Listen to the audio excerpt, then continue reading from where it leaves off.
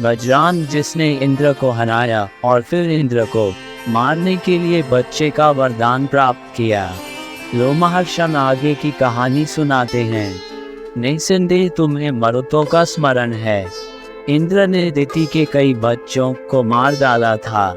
दिति ने एक ऐसे पुत्र की प्राप्ति की कामना की थी जो इंद्र को मार डाले, लेकिन क्योंकि वह निर्धारित धार्मिक संस्कारों का पालन करने में सक्षम नहीं थी, जो पुत्र पैदा हुए थे वे इंद्र के मित्र और साथी बन गए थे। लेकिन इंद्र ने राक्षसों पर हमला करना और उन्हें मारना जारी रखा। इसलिए दिति ने अपने पति कश्यप से एक बार फिर प्रार्थना की कि उसे एक ऐसा पुत्र मिले जो इंद्र को हरा दे। आपकी इच्छा पूरी होगी, कश्यप ने कहा, लेकिन तुम्हें 10,000 वर्षों तक कठिन ध्यान करना होगा। इंद्र का हथियार वज्र है और जो पुत्र पैदा होगा उसका शरीर अंग वज्र के समान कठोर होगा और वह उसे कोई नुकसान नहीं पहुंचा पाएगा। दिति ने 10,000 वर्षों तक तपस्या की और समय आने पर इस शक्तिशाली पुत्र को जन्म दिया। वज्रान अजेय था। जब वज्रान बड़ा हुआ तो दिति ने अपने बेटे से कहा, इंद्र ने मेरे कई बेटों को मार डाला है, मैं बदला लेने की प्यासी हूँ। जाओ और इंद्र को मार डालो।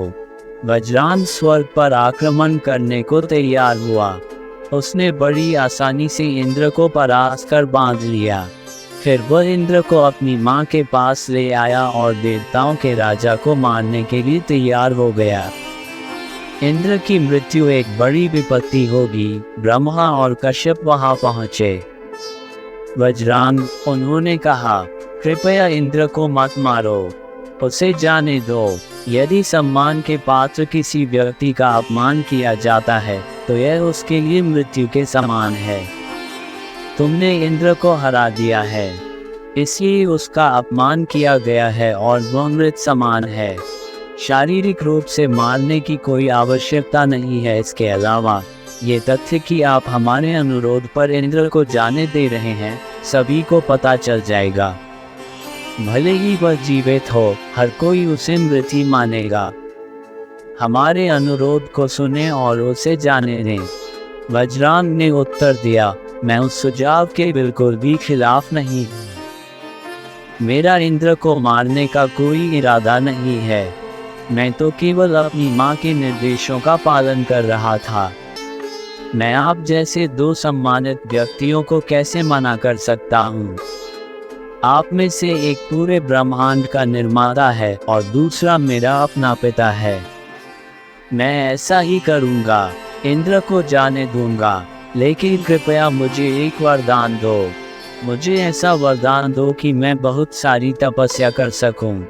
ये वरदान तुरंत मिल गया। इसके अलावा ब्रह्मा ने वरंगी नाम की एक खूबसूरत महिला बनाई और उसका विवाह वज्रान से कर दिया। वज्रंगा तप करने हेतु वन में चले गए। वह 1000 वर्ष तक अपनी भुजाएं आकाश की ओर उठाकर खड़ा रहा और इसी मुद्रा में उन्होंने ध्यान लगाया। फिर वह 1000 वर्ष तक सिर के बल खड़ा रहा और ध्यान करता रहा। तपस्या के अंतिम भाग के रूप में उन्होंने 1000 वर्ष तक पानी के नीचे ध्यान करने की कामना की। जब वज्रान ने पानी में प्रवेश किया तो उसकी पत्नी वरंगी ने धैर्यपूर्वक अपने पति के लौटने का इंतजार किया और पूरे समय वह भी ध्यान करती रही। लेकिन इंद्र शांत नहीं रहे। उन्होंने वानर का रूप धारण किया और वरंगी के आश्रम के सभी पेड़ों को उखाड़ दिया। इसके बाद उसने भेड़ का रूप धारण किया और वहां मौजूद सारी घास खा ली। उसने सांप बनकर महिला को डसने की कोशिश की।